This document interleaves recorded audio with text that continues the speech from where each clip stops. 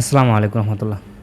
সম্মানিত কাস্টমার, প্রথমেই ধন্যবাদ জানাই আমাদের বিগত সময়ের কাস্টমারদেরকে যারা আমাদের 2500 কম্বোটি নিয়েছেন ইতিমধ্যে। তারা অবশ্যই জানেন যে আমাদের বীজের কোয়ালিটি সম্পর্কে।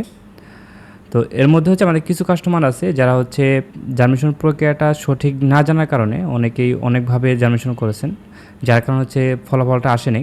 অনেকেই বলছে যে ভাইয়া 5 থেকে 7 দিনের মধ্যে জার্মিনেশন হওয়ার কথা, কিন্তু জার্মিনেশন পাইনি আমি।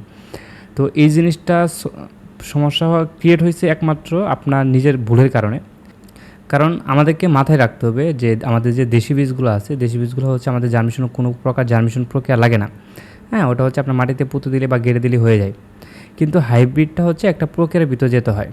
প্রথমত আপনি কীভাবে জার্মিনেশন করবেন, এটা ফুল ভিডিওটা আজকে আমি এটাতে কভার করার চেষ্টা করব। আশা রাখি আপনার জন্য সহজ হয়ে যাবে এই জিনিসটা। অ্যাটলিস্ট এটা জেনে যাবেন যে হাইব্রিড বীজগুলো কীভাবে জার্মিনেশন করতে হয়। চলুন দেখে নিই। প্রথমত বলে দিই যে আমাদের জার্মিনেশন বই আছে, সেই বইটাও যদি আপনারা ফলো করেন মোটামুটি 80 থেকে 90% আপনি জার্মিনেশন করতে পারবেন, জার্মিনেশন চলে আসবে। হ্যাঁ, তারপরেও আজকে আমি দেখিয়ে দিচ্ছি আপনাদেরকে। প্রথমত আমাদের যে বীজগুলো থাকে, এই বীজগুলো আপনার 2 থেকে 3 ঘন্টা রোদে শুকাতে হবে। একটু ভালো করে খেয়াল করেন, 2 থেকে 3 ঘন্টা রোদে শুকাতে হবে। শুকানোর পর কোনো একটা জারে আপনি অল্প একটা পানি নিয়ে, আমি যেভাবে পানিতে ভিজিয়ে রাখছি, তো এভাবে 6 থেকে 7 ঘন্টা মিনিমাম বীজের ক্যাটাগরি অনুযায়ী আপনার কোনো বীজ 10 থেকে 12 ঘন্টা ভিজিয়ে রাখতে হয়। ভিজানোর পর যেটা আপনাকে করতে হবে, তো প্রথমত যখন বীজটাকে আমি ভিজিয়ে রাখলাম, ভিজিয়ে রাখার পরে আপনি বীজটাকে ধরে, ঠিক আছে, আপনি কোনো বীজ যেন, ঠিক আছে, লেগে না থাকে, একটু খেয়াল রাখবেন কোনোটা বীজ যেন কোনোটা গায়ে লেগে না থাকে। হ্যাঁ, সমস্ত বীজগুলো আপনি তুলে নেবেন, সমস্ত বীজগুলো এভাবে তুলে নেবেন। হ্যাঁ, একটু খেয়াল রাখতে হবে যেন কোনোভাবেই বীজের গায়ে অন্যটা লেগে না থাকে। হ্যাঁ, তারপর ওকে, ডান। তো আমাদের এই প্রক্রিয়াটা ফার্স্ট প্রক্রিয়া আমাদের শেষ হয়ে গেছে। এখন সেকেন্ড প্রক্রিয়াটা আমি আপনাকে দেখিয়ে দিচ্ছি। তো বীজগুলোকে এভাবে রেখে দেওয়ার পরে 5 মিনিট রেখে দিবেন। রেখে দিলে কী হবে, পানিটা আপনার টিস্যুটা খেয়ে নেবে। দেন তারপর আপনি এরকম একটা জার নেবেন যেখানে ঢাকনা থাকে, কোনোভাবেই যেন আলো বাতাস না যায় ভিতরে। ঠিক আছে, সেভাবে আপনাকে করতে হবে, খেয়াল রাখতে হবে। তারপর আপনি টিস্যু নেবেন। টিস্যুটা প্রথমে জারের ইয়েতে রাখবেন। তো এভাবে যদি আমরা জারে রেখে দিই, তো রেখে দেওয়ার পরে আমাকে টিস্যুটাকে ভিজিয়ে নিতে হবে।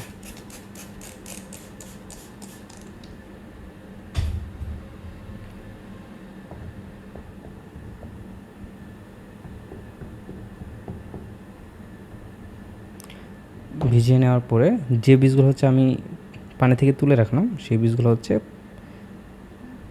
এই জায়গায় এভাবে প্লেস করতে হবে। ডেফিনেটলি খেয়াল রাখতে হবে কোনো বীজ যেন কোনো গায়ে না লেগে থাকে। হ্যাঁ,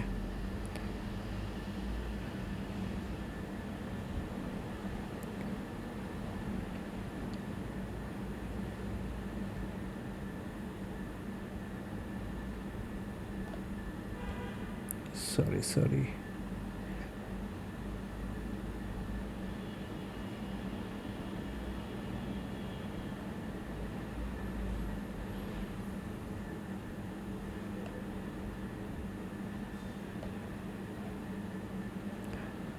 তারপরে বলে রাখি যে আমাদের বীজগুলো প্রত্যেকটা বীজ হাইব্রিড।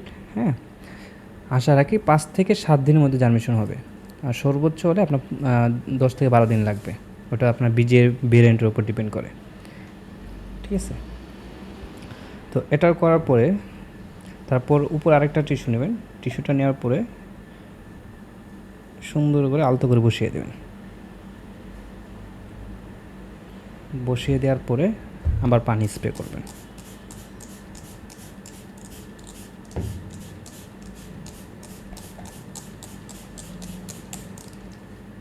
ওকে, এই প্রক্রিয়াটা শেষ হওয়ার পর আমরা একটু টিস্যু দিয়ে করে দেবো যেন কোনোভাবেই যদি ভিতর থেকে আলো বাতাস যায়ও যেন বীজে পর্যন্ত না পৌঁছাতে পারে, সেভাবে খেয়াল রাখতে হবে।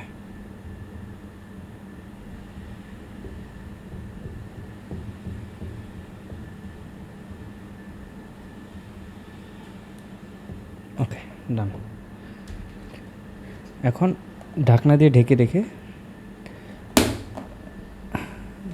আর্দ্র আবহাওয়ার মধ্যে আপনার 5 থেকে 7 দিন রেখে দিলেই আশা রাখি প্রত্যেকটা বীজে কুশ চলে আসবে। হ্যাঁ, যখন আপনি দেখতেছেন যে বীজে কুশ চলে আসবে, তখন হচ্ছে আপনি টোপে বা জমিতে যেখানে চাষ করেন সেখানে লাগিয়ে দিলেই আশা রাখি বীজ থেকে চারাতে রূপান্তর হয়ে যাবে। আর এটা হচ্ছে আপনারা রেখে দিচ্ছি, এটা নেক্সট রেজাল্ট আমাদের 7 দিন পরে হচ্ছে আমাদের ফেসবুক পেজে পেয়ে যাবেন। তার আগে অবশ্যই আমাদের পেজটাকে লাইক দিয়ে রাখবেন এরকম ইনফরমেটিভ ভিডিও পাওয়ার জন্য। আর বীজের যত সকল ভেরিয়েন্ট আছে সব ভেরিয়েন্ট একসঙ্গে একই ওয়েবসাইটে পাওয়ার জন্য, পারচেস করার জন্য অবশ্যই লাইক করে রাখেন। হ্যাঁ, আশা রাখি আপনাদেরকে নিরাশ করব না।